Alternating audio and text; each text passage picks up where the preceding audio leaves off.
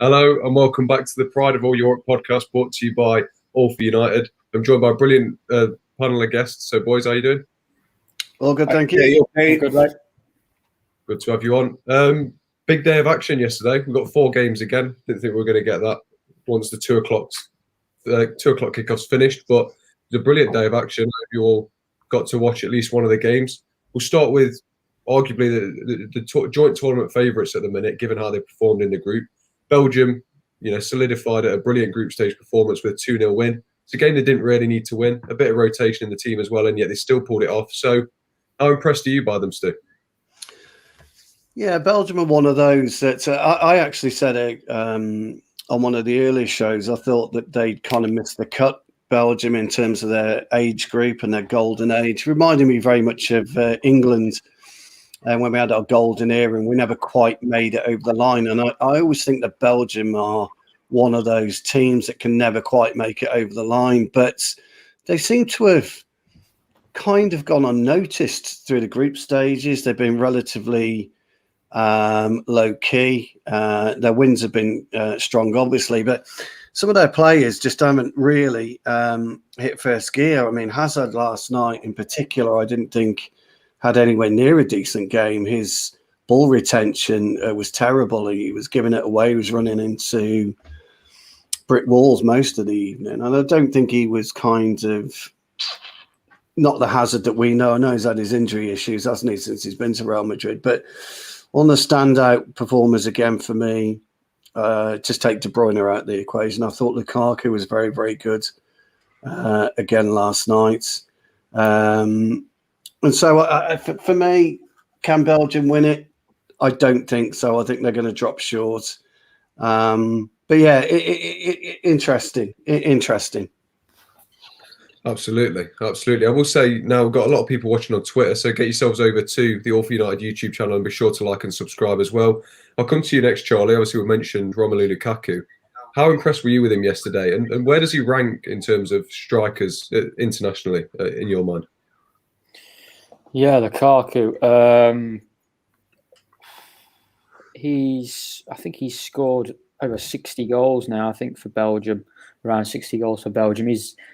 He obviously didn't quite, I think at United he had a good first season and he just wasn't quite at it in the second season. He never, what I was always disappointed with Lukaku, he never seemed to use his strength as much as he could. He's a massive bloke. He's a huge figure and he used to get bullied off the ball by people. And I don't think he actually played to his strengths. Whereas the goal he scored last night was just, fantastic. The ball fizzed into him and he just flicked it to his right and smashed it into the net. Lukaku is a very good striker. Obviously, he's had a great season with Inter.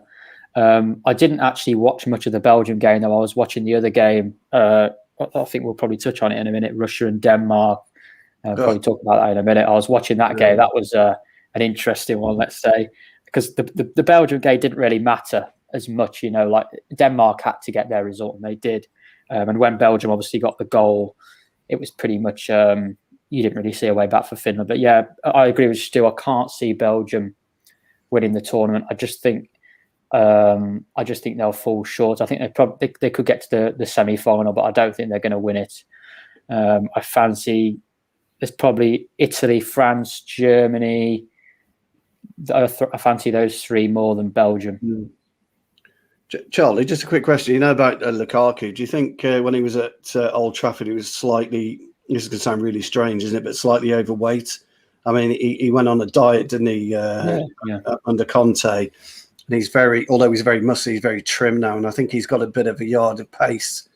That's just an observation I've got. I just wonder what your thoughts were. Sorry, James. Yeah, definitely. Yeah, I think he looks a bit fitter, doesn't he? He looks a little bit like he's got that yard of pace now. But yeah, at Old Trafford, he just seemed to, the ball had come into him and he didn't even hold it up. His first touch was poor, and if you put it in the channel for him, he struggled. But now he looks fit. He looks ready to go. With him in the side, you look at the favourites of the tournament. You look at France, the amount of goals that they have the potential to get with Mbappe. You've got Olivier Giroud, the second-time all-time France goal scorer, the impact he can have. You look at Italy with Immobile. You look at Belgium with Lukaku, and then you go to a team like England. England can't score a goal for love nor money. They've obviously got one goal against Croatia, but if England are going to get anywhere near this tournament, England needs to start scoring some goals. So you look at Belgium. They're not conceding too many goals, and they're scoring goals as well. So, if Belgium are to go far, Lukaku's going to play a very important part for them. Yeah, definitely. And I think, especially at United as well, we see Lukaku now. He's this sort of, he's still a massive bloke, but he's very lean. And I think the problem we had at United is, especially Mourinho, was trying to bulk him up too much. We saw he looked even overweight at times. There was not even a hint of that pace that he showed at Everton and that he's showing now that's making him such a deadly figure. What do you make of him, Alan? Well, he's a good centre forward, isn't he? And he's a threat. I think he's got a really good chance of maybe, if not getting the golden boot in this tournament, he'll certainly be close to doing that. I think at United he's shown glimpses of quality, knocked a few goals in. Maybe a player again not quite fitting into the identity of the team that was created at the time. Lukaku is a very, very good box player. He likes passes into his feet. He can hold defenders off, and like you say, Jay, he's got that burst of pace, hasn't he? I think it was possibly, there might be a few sort of arguments around this, but for me, it was maybe time for him to go at United. I think he'd had a chance. I think he was upsetting a few supporters with some of his attitude and like you say, his kind of his physicality. I'm not too sure if there was a piece of information that he leaked out. Was he sort of not bullying Luke Shaw, but did he make some sort of comment about he released Luke Shaw's fitness data or something? Or I think Luke Shaw called it slow as a joke, and then I think he released private information about training data and stuff like that, and that was it for him at United, wasn't it? It is, and things like that, Jay. It doesn't. You don't fit into a team. When you're doing like that, and it drives me mad. It's still happening to this day in relation to early teams getting leaked, and I know the media is massive at the moment. It's just a huge concept, but if you want to do well, you need to sometimes keep your squad and your players and your everybody around that tight together as a unit. And when things start getting leaked out, it's almost like it shows that there's some level of something not quite right in the environment. So that would be a concern. But just going back on, decent player, Jay. He started the tournament really well. He's scoring goals. He's linking up with De Bruyne really well. So I think Belgium, I think probably echo Stu, they've got a good chance in the tournament of doing something. And you never know if they can get the right draws now and bypass this next round or two. They'll be knocking on the door and they'll have a really good chance of doing something. Yeah, fair enough. I think they definitely could go a long way. We've got an interesting comment here from Ugly Bear saying, if Inter don't pay the 50 million owed, would you take Lukaku back? And it raises the question of, these players that have left United and gone on to do well. And I think we get a massive overreaction from our fan base. As soon as anyone does well, instantly it was a mistake to let him go. But I think it wasn't a mistake to let Lukaku go. He didn't fit into the way Ollie wanted to play. Ollie made that clear, and just because he's doing well at Inter doesn't mean he's going to come back and do well for us. So I just think we need to, as a fan base, as soon as any ex-player does well, just don't sort of overreact. Just accept that they're a good player. That's why they were once at United. At the end of the day, now people are jumping on the Depay wagon, aren't they? Again, yeah, that type of thing. We're going to talk about Depay in a minute or so, but we'll get to the other game in that group. As I can't remember, one of you said it was a better, a more important game, and it's caused probably the most confusing qualification system imaginable. So it's just completely debunked the head-to-head rule. So obviously Denmark did beat Russia 4-1, massive result, especially with how sort of disappointing Denmark have been so far. Obviously in context, it's going to be hard playing under their circumstances, but anyway, they did win 4-1. Credit to Andreas Christensen for an incredible goal, and they've gone through on 3 points. All three teams at the bottom of that league are on 3 points. It's sort of throwing the head-to-head rule out the window. So, Stu, were you pleased, especially in context, that Denmark were able to find their way through? Yeah, well, I didn't watch the Denmark game, obviously, because I was watching the Belgian match. But what I would say is it's very reminiscent of UEFA '92, where they were European champions. They came in at the last minute, and nobody expected them to do anything, and they went ahead and won the tournament. Tragedy struck the globe, really, because we all saw it and we were all horrified as what happened to Eriksen.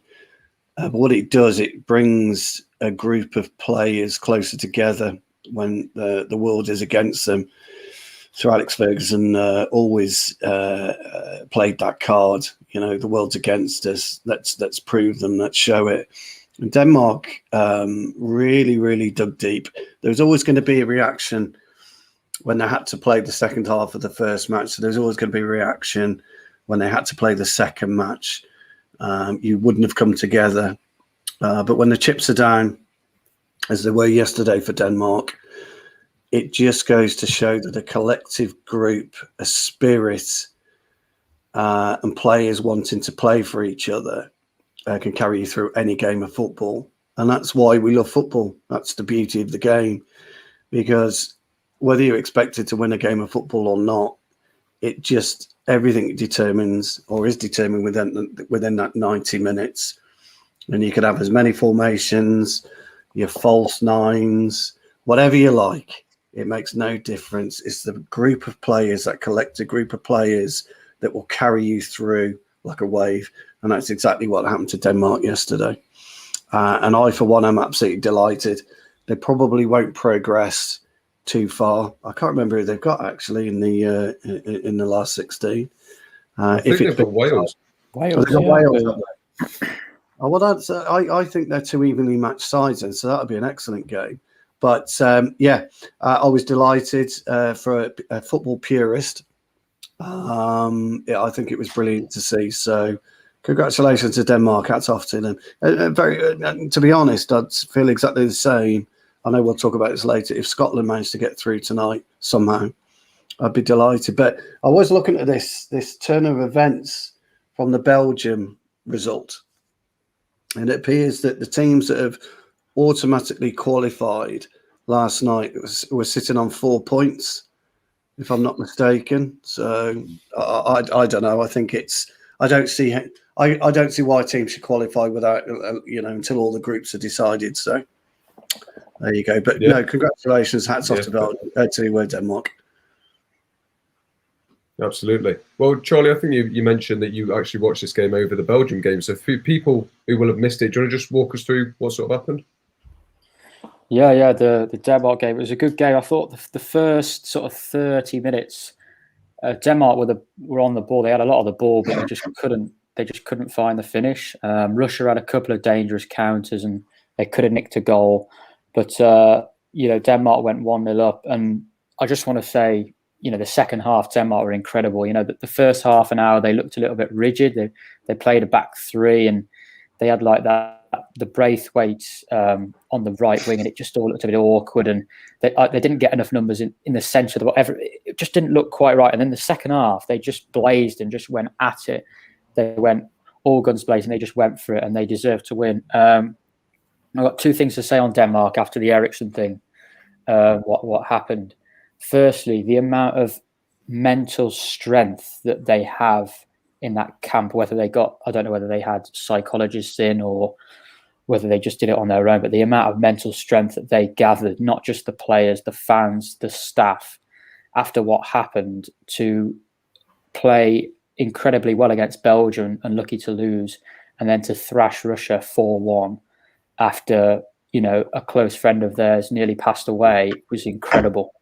And in that situation, another team, perhaps not surprisingly so, may have sat and sulked and may have sat there thinking, what's the point of this? And may still have had the thoughts of Eriksen in their mind, but they didn't. They got on with it. They gathered mental strength. They did it for their teammate, Eriksen, and they fantastically finished second. And the other thing I want to say about Eriksen, that the first point, obviously the mental strength that they had to come back after this terrible moment, but also the strength of the players. Christian Eriksen is Denmark's main creative player. And without him, they've scored against Belgium and probably should have got a point out of the game at least.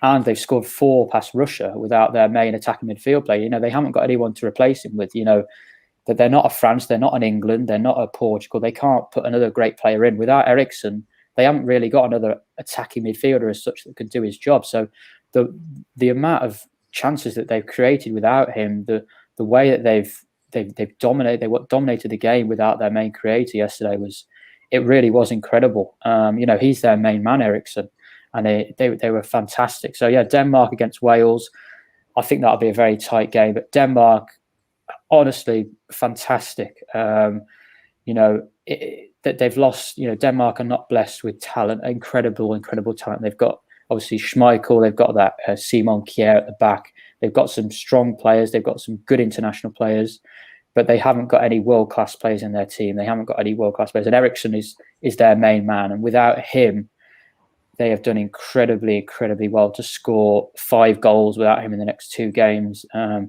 think they deserve a lot of credit. And again, with the mental strength they've had to come back, really fantastic for them. So yeah, I'm delighted for them. Russia were terrible, honestly awful. Just a terrible team, Russia. But yeah, well done to Denmark. Absolutely, massive credit. It'd be like taking Bruno out of the United team and expecting them to go on and do well, wouldn't it? I suppose it's that sort of context. But we want to get on to talking about England and Scotland. So I'll come to you, Alan, just about the Netherlands game yesterday, because it does need mentioning. Obviously, another good win, 3-0. Obviously, a 3-0 at any international tournament is going to be impressive. So we discussed, I think it was yesterday or the day before, we were discussing about how far Netherlands can actually go. Have their expectations in your mind changed recently, given how well they've performed in the group stage? I think just going off form in, you know, over the major tournaments since I was a young lad many years ago now, I think the Dutch are always kind of just on the fringes, bar of course winning the Euros in 1988. But they tend to sort of produce some really good players. They've got a specific culture, haven't they, of development. You know, Ajax are always similar to United in a way, developing youth players to come through and play in first teams. And then, you know, they've got almost like a stylistic way of playing, the Dutch, aren't they? They're quite smooth on the eye. They've got some really quality players. So I expect them to maybe get past the next stage. And then I think when the sort of real challenges come, you know, when you start sort of filtering down and all the main sides are kind of fighting it out, I think that's when we'll probably see maybe the true colours. But I've been wrong before. Loads of football supporters have been wrong before. You never know. They might be the surprise team of the tournament. But there's just that little thing in my mind about the Dutch that they always kind of get so far, and then for some reason, I don't know whether it's a cultural mental strength or a cultural mental toughness, they always seem just to fall short at that like sort of semi stage, or like, you know, the kind of the final hurdle. So we'll just have to see what happens. And yeah, he got some decent players. Wijnaldum's looking good now, chipped in with a goal or two, and Depay's looking the business. So again, like you mentioned earlier, the comparisons start coming in, you know, about, you know, did United get the best out of him? You know, was it the right time to move him on and things like that? So, but he looks a decent player. I know he's gone to Barca, hasn't he? I think he's signed for Barcelona. So yeah, he's a talented lad. You know, United won't be paying sort of good fees for him to bring him into Old Trafford if he wasn't showing some level of promise or talent. So I think there's, like any footballer, Jay, it's just about realising that potential. I think he's only still relatively young. Memphis Depay, isn't he? He's certainly not into the latter end of his career yet. You know, he's coming into the almost like the important stages now, like the mid-career area. So we're looking for him to keep improving and doing well. And yeah, we'll see how the Dutch do. But for me, possibly quarters, semis maybe, but I can't see them lifting the Euros, no. Fair enough. I'm definitely excited to see how far this team can go. But we have reached the stage that you all tuned in for. Obviously, England and Scotland, 2 massive games in Britain today. So we'll start with Scotland. We'll save England till last. Stu, a brilliant Croatia team, it's got to be said, but they're underwhelming at this tournament so far, in my opinion. Do you see any way that Scotland can beat them and qualify? I do. If the same Scotland turns up tonight as they did against us, then I think they could really work Croatia hard. You've got to go old school tonight. You've got to be bitty. You've got to be bitey, and you've got to disrupt the likes of Modric, Rebic, Perisic, my mate Brozovic. You really got to disrupt them, get in amongst them, be a bit nasty tonight.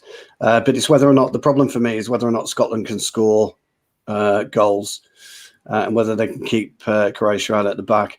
And the thing about me is Croatia are multi-talented. You're absolutely right, James, but they've been really, really poor this tournament. I don't know whether they're tired. They just look like they lack a bit of energy.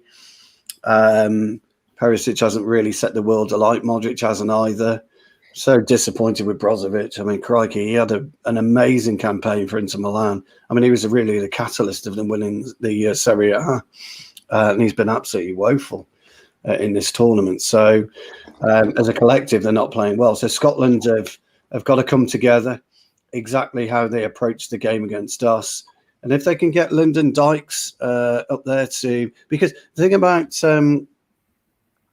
about Croatia is that Skriniar, he likes to fight. He likes to wrestle. It's a bit like Lovren. Lovren likes to wrestle a centre forward. And I think that'd be brilliant. That'll play into Dykes' hand. So whether or not Che Adams can keep his composure in the 18-yard box, which he didn't luckily against England, but if he can keep his composure, they may get something from it. But obviously Tierney and Robertson will be pivotal for them again. I thought they were both excellent against England. And I do like Scotland. I like McGinn. I like their makeup. I like how they approach their play. I think McTominay was steady, wasn't he, in their back three? But their big miss is going to be Billy Gilmour. The commentators against England were saying that Gilmour was struggling for breath in the first 15, 20 minutes. Maybe he was, maybe he wasn't. I didn't notice it. But to be brutally honest, he kind of almost ran the midfield from about 20, 25 minutes onwards. So he's a big, big loss for them, Billy Gilmour. I really, really, really want Scotland to go through because I really want England, Wales and Scotland in the last 16. I think that'd be brilliant for Scottish football as a whole. And it'd be great for the United Kingdom. So I hope so. Fair enough. It'll definitely be I know I call them the old sweaty socks, but that really is a term of endearment to all the Scottish supporters. But I do want you to go through. Yeah, I do. Yeah, let's hope they see it as endearing. I'll come to you, Charlie, though, because obviously Stuart mentioned the absence of Billy Gilmour, obviously impressed against England. So what exactly does that mean for Scotland? What are they going to be missing in that midfield? They're probably going to be missing a player that can get on the ball comfortably and really dictate the game.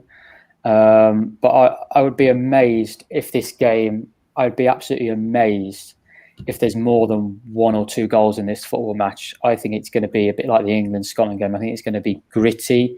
I don't think Croatia are very good going forward. I don't think Scotland are very good going forward in terms of scoring goals and finishing. I think it'll be a 1-0.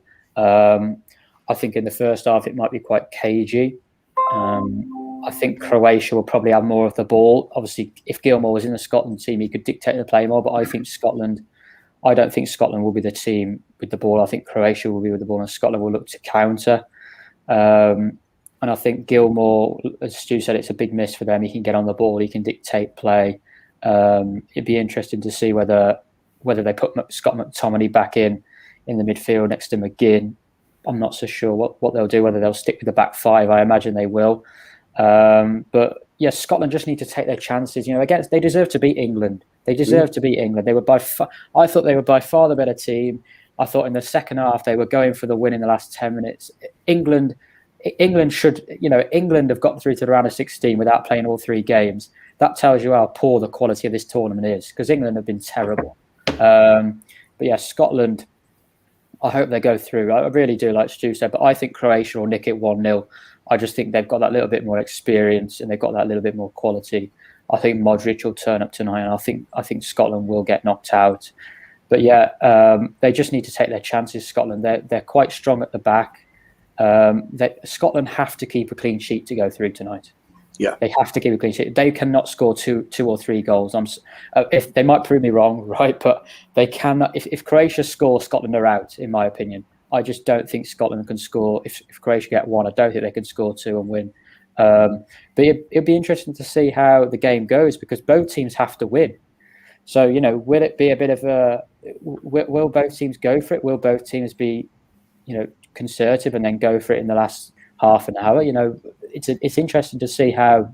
Be interesting to see how they approach it, because how do you approach a game when you've got to win and the opposition's got to win as well?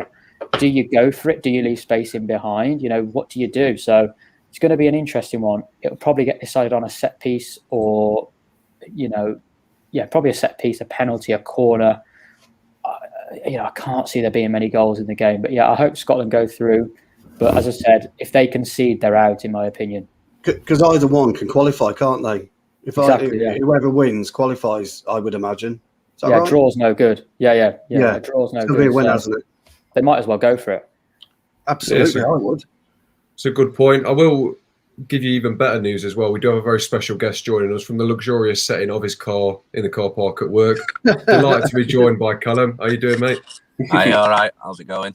Oh, Callum, you are going to get absolutely doggedly ripped for those shades on your head. Come on. What is going on?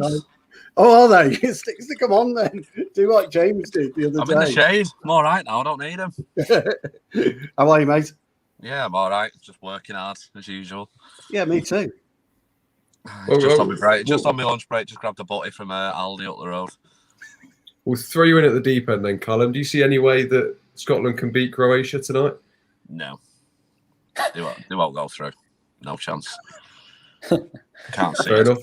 I mean, England were absolutely piss poor against them. I don't even think Scotland were that great against England. I just thought we were that fucking terrible. That it made them look better than they are. Obviously, Billy Gilmore's got COVID now, so for some reason, 2 England players have to isolate, but none of the Scotland squad do, because our lovely British government seem to make the rules up as they go along. But we'll just have to. I can't see Scotland going through it. I mean, I'm sort of not with Stu. I could not give a shit about Scotland or Wales, to be honest. I don't see this loving just because they're. I can guarantee Spain don't give a shit about Portugal because they're next to each other, or France give a shit about whoever's next to them, Germany or Switzerland, whoever it is. So I'm not. I'm not bothered about them. I'm more bothered about. I say I'd be bothered about England, but the way they played the other night, I don't even think I'm English at this point. It was absolutely shocking. I just don't understand how you can have it. You can have probably the best attacking lineup in world football and play 2 defensive midfielders. It's like he's got a Ferrari and he's driving a Fiat. It's ridiculous. I'm just sick to death of the same old thing all the time. And the thing is, if we do go beat Czech Republic tonight, we'll win the group. And if we win the group, we play either Portugal, France, or Germany. Well, that's one of those team out then, because I'm not gonna pretend that we can beat them, because Jesus Christ, we couldn't even do an attacking or creating a clear-cut chance for Harry Kane against Scotland, who had to put fucking Scott McTominay at centre back. So I don't really understand what all this. Yeah, it's the typical British media going, "Oh, semi-final, that's what we'll get." Yeah, we'll get there if we had a manager who knew how to make use of his attacking players. We've got Rashford on the bench, Sancho on the bench, Grealish on the bench, whilst we play Phillips and Rice in the midfield. The 2 full-backs didn't pass the halfway line against Scotland. It's just shit. Sick of it. And I'm driving a Skoda. Ain't nothing wrong with that. Nothing wrong with those, buddy. Good cars.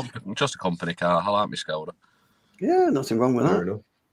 We answer all the important questions here on All for United. But just to round us off, I'll come to you, Alan. What are your predictions for tonight in the Scotland game? Probably go for Croatia, I think, to maybe nick it 1-0 or something like that. I think they'll be happy with that.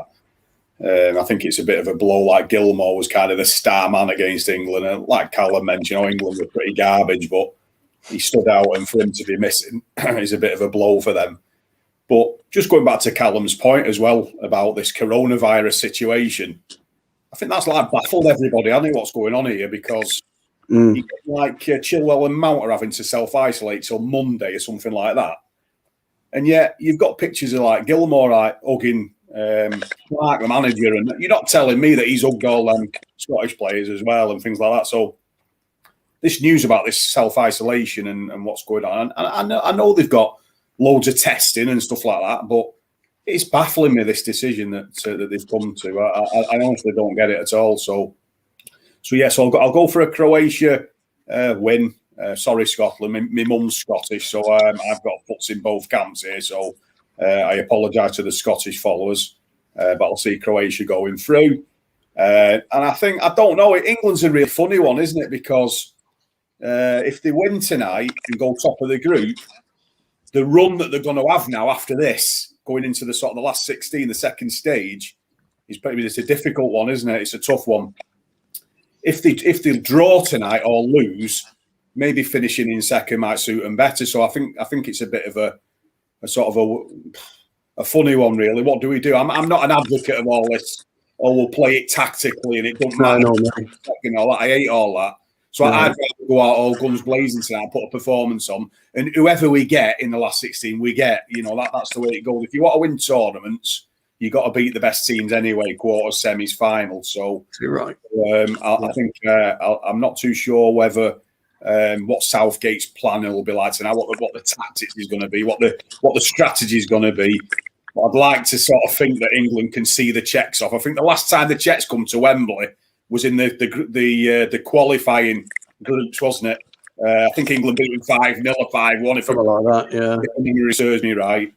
So I can't. You know, I'd like to think that that England can see the Czechs off. I think it'll be disappointing again following the Scotland situation if it's another garbage performance. So let's hope England can find something tonight. I think we should go win the group, because when did you ever play the Milk Cup, Alan, over in Ireland? Yeah, the Irish tournament there. Yeah. Can you imagine if your gaffer turned around and said, "Oh, we don't want to win the group because we'll get X, Y, and Z"? It never happens in football. It shouldn't happen in football. It doesn't create the right mindset of the team, does it? The unit. You know what I mean? It should be get your arse out on that field and win the fucking game of football. Yeah. England. Well, and while I'm on about England, stop fucking idiots like Phil Foden saying if we win the tournament, everyone's got to dye their fucking hair. No. Concentrate on the game. Concentrate on your fucking performance first. Concentrate on winning. What fucking hairstyles. I know. I'm kind of with Callum on it. Just imagine if Paul Pogba said that, though. I mean, oh god, yeah. Imagine if Paul Pogba said that. But the thing is, though, Cal, anyway, you're kind of right in a way because. Sorry, Stu, because I've got to shoot off. Go on, pal. Just very quick, mate. Tonight, Mason Mount's obviously out because he's got self-isolate. How much are we betting that if he just brings in Jordan Henderson and we play 3 defensive midfielders? Yeah, probably. I mean, we'd all bring in Grealish. You're probably right, Cal. That's what we'd do, because we can watch football and realise what's needed. Yeah. Right, anyway, I've got to shoot, guys, so it's good to join you. See you, fella. See you later. See you later, guys. Bye. He's got a point there, Callum, because it would be quite interesting to see what. And I'm with Alan, by the way. I don't understand this. Only 2 players are going to self-isolate, and why the whole Scotland squad hasn't. I just don't get it. And I'm pretty sure that Gilmore was pretty close to quite a few of our players during the match, and I don't think anyone was 2 meters away from him. So I kind of don't understand that one either. Yeah, but it does beg the question whether he will replace Mount for Grealish. I mean, I think that's the obvious choice, isn't it? But and I wouldn't play Foden tonight either. I'd bring in Sancho for Foden. I don't think Foden's lit the tournament up at all. I think he's believing his own press again. He's one of those young players that's been elevated and start to believe his own press. And I don't. Players have got to come down. Ravel Morrison, right, is a great example of a player believing his own press. Danny Cadamarteri, if you remember him, Alan, he was a wonderful talent, but started to believe his own press. Jermaine Pennant never came to the fore because he started to believe his own press. And someone's going to get an older Foden Not that I really care because he's a City player. Yeah. But somebody's got to get hold of him and say, look, fella, Yeah. you've got to knuckle down. You've got to knuckle down. Mason Greenwood had that issue at the beginning of this season. You know, he was believing his own press, and he wasn't working hard enough. He wasn't knuckling down. And well, I think we've got an issue now with a few of our England players, these younger players that think they've made it. And you're representing our country, okay? We're representing every single one of us at a major tournament, and you dye your hair fucking blonde to look like, you know, grow up, pal. Yeah. And this is Southgate's problem, actually. And I'm getting round to a point here. Southgate's problem is he hasn't got a handle on the group. Yeah.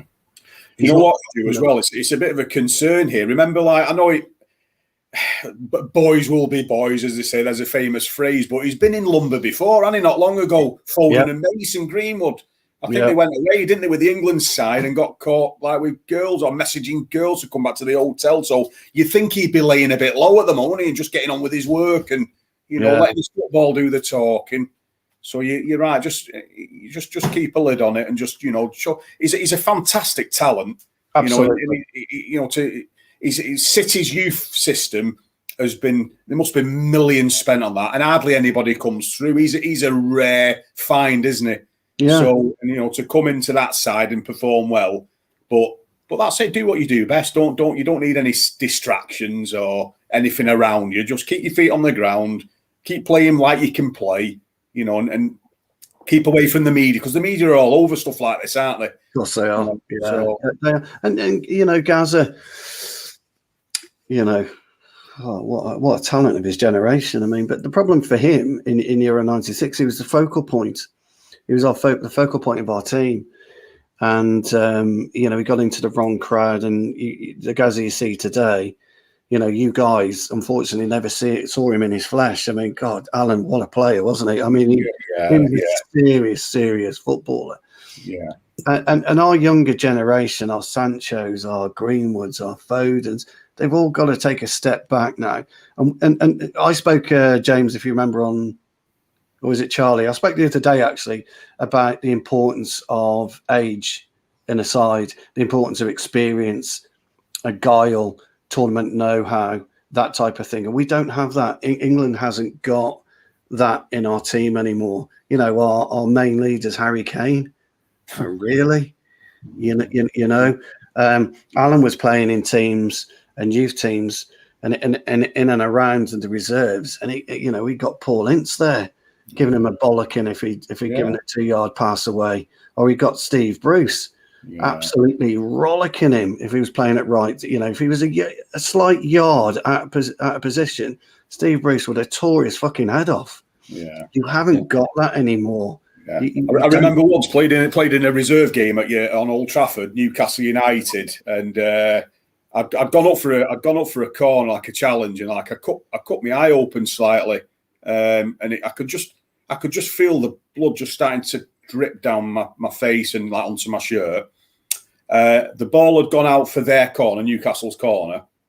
So like Brucey was like centre half, and he's just organising everybody. Like, you got there, Tonga, you got on the back, blah, blah, blah. And then the physio ran up from the dugout round the pitch to the side of the goal, and Brucey turned to the physio and said, "Fucking stay there a minute. We've got a corner to defend." My eyes like started to get worse. It was like, defend the corner first, and then you can do whatever you want to do. Like, lack of concentration. So you want some insight into, like, I'm not saying like, you know, it's all tough and hard and all that back then, but I think it was football out, wasn't it? Yeah, you get a cut eye these days, and I think you're out for like a month or something, or people are rolling around, and you get all sorts of injuries. You know, just thinking of some off the top of my head. I remember like Son at United was watching that on Sky the other day with his son, you know, and he went down, and you know, the game's kind of changed a little bit in relation to that sort of element, hasn't it? So, but I don't think it should, though.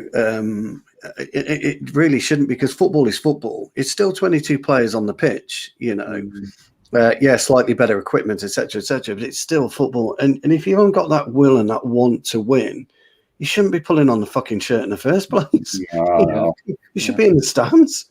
You know, if you aren't willing to put your head where it hurts, you're not willing to, if you bottle out of a 50-50, can you remember when we were growing up, Al, if you bottled out of a 50-50? Yeah. Now, all your teammates, let alone your manager, would rip your head off. But you're missing all this. It has become soft. It's become, I'm not going to say it, James, so don't worry, but it's just, it's just become a game that I don't like anymore. I love football, but I don't like it because I've been in there. I've had my goalkeeper give me a right hook to get me out of the way, so he could come and claim a corner. Jesus Christ, David Depay wouldn't do that, would he? No. Nice. David De Gea wouldn't claim a corner at all. Different characters these days, isn't there, in football? It's sort of like you don't really see a lot of these demanding types, do you? Who's like almost like these fist pumping types that are organising and pulling players about, and just off the top of my head, Brian Robson, Roy Keane, Stevie Bruce, as you mentioned, Stu. We don't seem to produce a lot of these types of players, do we? In the modern system, coming through the system. Did you remember Kevin Moore? Well, you will know Kevin Moore. Yeah. Jesus Christ! I mean, his face was just battered, wasn't it? Absolutely. Oh, there's Big Gordon McQueen. My era was Big Gordon McQueen, Martin Buchan, Gary Bailey. That type of era. Stuart Pearson. Sammy McElroy. They're great players. Lou Macari, great footballers. The Greenough brothers, but fucking hard as nails. Every single one of them. Hard as nails. Because you had to be, didn't you? And that back in the cult, there's been a definite culture shift in the way the academies are since the EPPP come in, and the way academies are set up now. They all play on glorious pitches every week, and that was mentioned earlier. So they don't have to clean any boots or anything. There's no chores to do, and it's a little bit. Are we creating those tough types of players who will run for 90 minutes, but can you run for 93 to get on the end of a cross to score a goal? Because that's the differentials for me. It's that desire getting there, and then it's that you mentioned them before. Loads of players get there and then seem to drop away. It's like, can you go again? I was just saying to Sam before. I think in the news this morning, Brandon Williams, season-long loan, United are looking to get him out somewhere, and you're thinking, will he come back now, Brandon, and become a regular Man United first team player? Once these loans start happening, I'm not too sure, because he's had his chance, and he's done well. He's a tough kid, good attitude, but is he going to be a regular Man United first team player now? I'm not too sure. No, probably not. You've got to grasp your opportunity, and this goes back to our current England setup. Really, you've got to grasp your opportunity. You're in a major championship representing your country. You should be willing to get on that pitch and bleed. I always said to my, sorry, James, I will shut up now, pal. I always said to my son, he always said to me when he was a youngster and we were going through and we were kicking a ball in the back garden and then taking it to his first under-8s game. And I said to him at 8, which isn't good, by the way, this is not great parenting. I said to him at 8, I said, son, there's a few things you've got to remember about football. He said, what's that, Dad? I said, if you don't come off that pitch tired, bleeding, bruised, you haven't played, son. You haven't played. And those were the words that my dad sent me onto the pitch with, and I sent Jake onto the pitch with, because those are really important.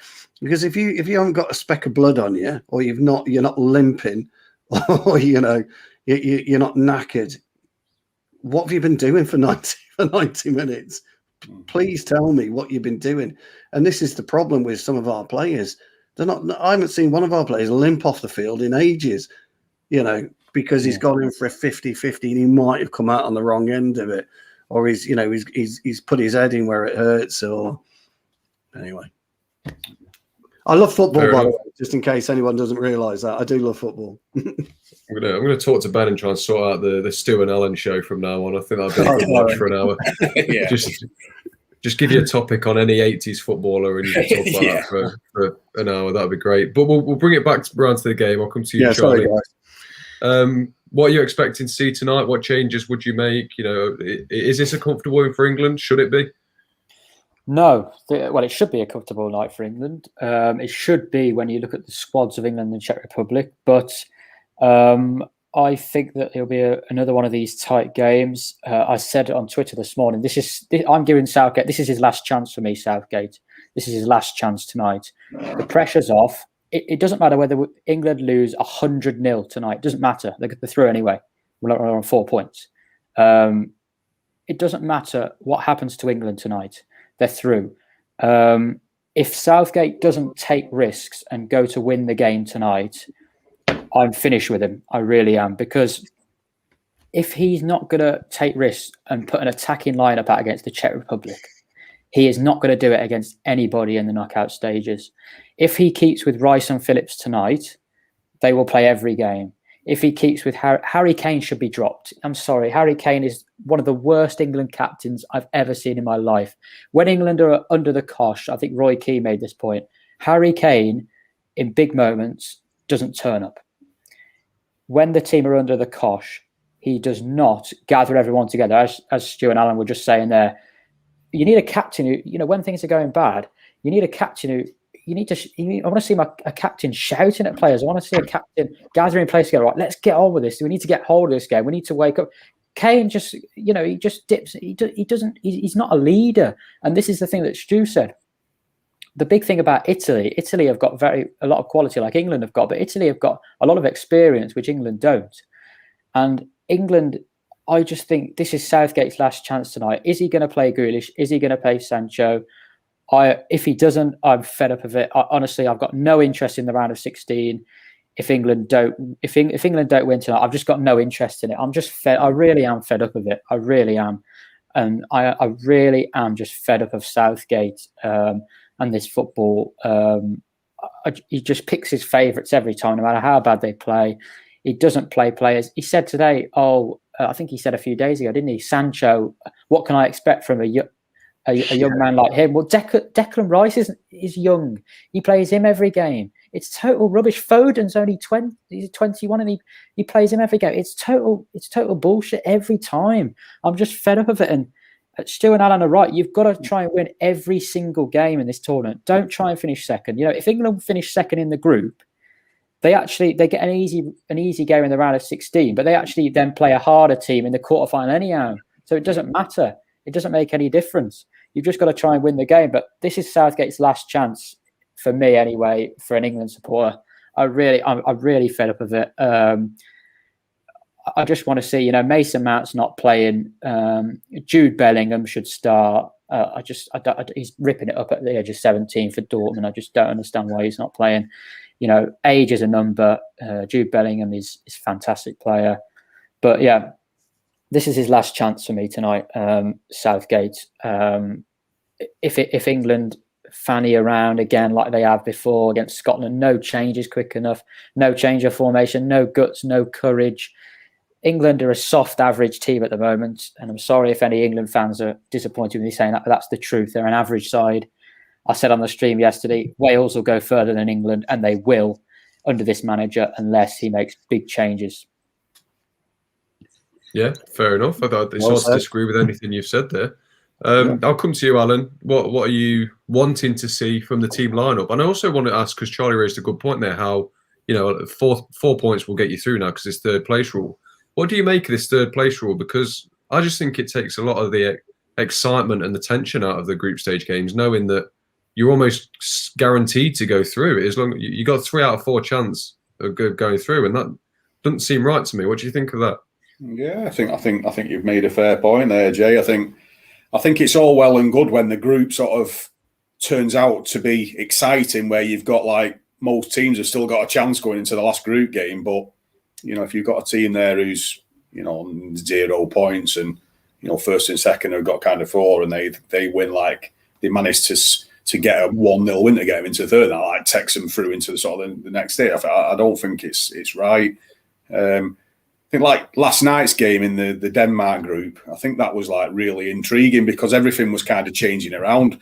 I'm sure the commentator said that if Finland could turn the Belgians over, they could still finish top of the group, even though they were bottom at the time. So it was really like weird scenarios that were unfolding, and that's good, and I think that's exciting. But I think in a general sense, arguably, you're getting teams going through here into the sort of the next stage, the last 16, who maybe don't really deserve to go through. But so go back onto your point about the England side there, Jay.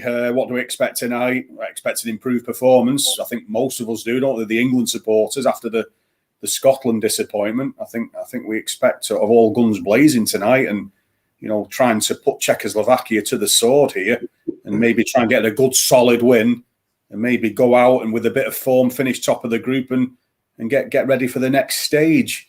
There's a lot of disappointing performances against the Scots lads, so we certainly need to see improvements. I believe that Harry Maguire's back in tonight.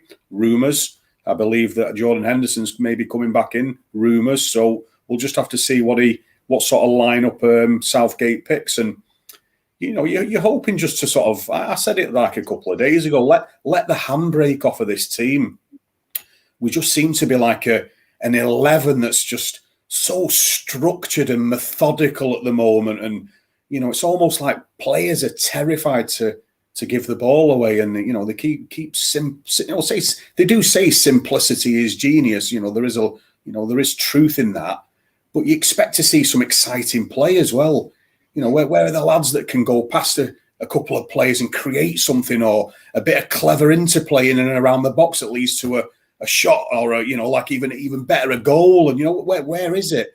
This is again another generation of youthful talent, of quality talent that we want to see maximising their potential that they do have. And at this moment in time, Southgate seems a little bit loath to do that. He just seems to be going with a very, very safe manner at the moment. So just to finish the point, Jay, what I'm hoping for tonight is Southgate maybe just to let this handbrake off a little bit, and maybe give a few players a chance to go and express themselves, and let's get a good quality win and get Czechoslovakia blown out the way. Yeah, I think that'll resonate with everyone, won't it? Just a solid performance, because momentum's a big thing as well, isn't it? You can't go into a game against, say, France or a Germany on poor form, can you? You can't just suddenly switch it on like that against the best teams. Momentum's going to be crucial. But we are running out of time, so I want to get some score predictions for both games from all of you. I'll come to you first. Stu, what are you thinking? As much as I'd like to see, and by the way, both Alan and Charlie, superb points. I echo everything you both said. Look, it's going to be a draw. I think it's going to be 1-1. But I would love to see us win 3 or 4-0. But I can only see a draw, 1 each. What about the England game?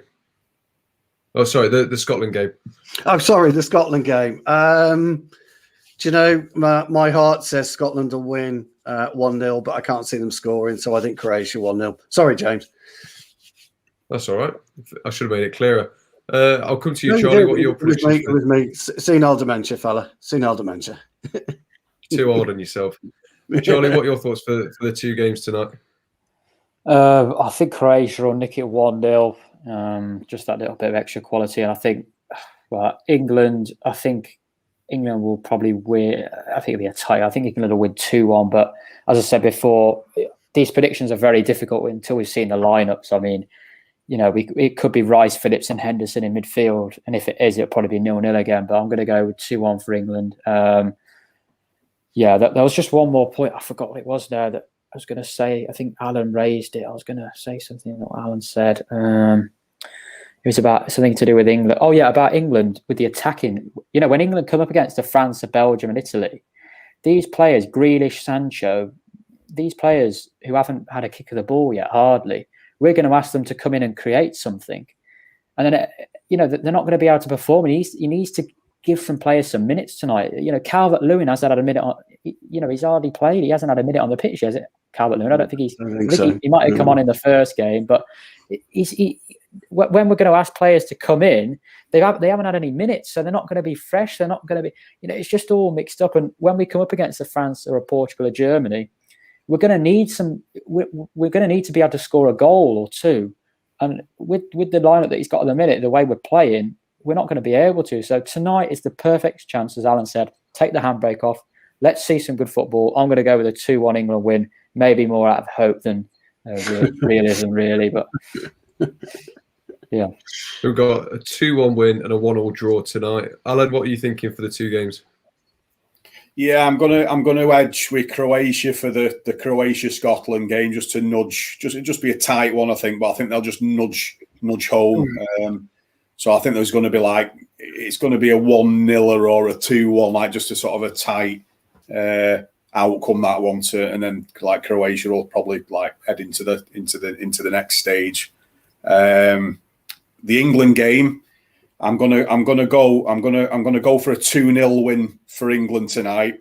I think this is a good opportunity to sort of come firing back after the disappointment against Scotland and put on a performance.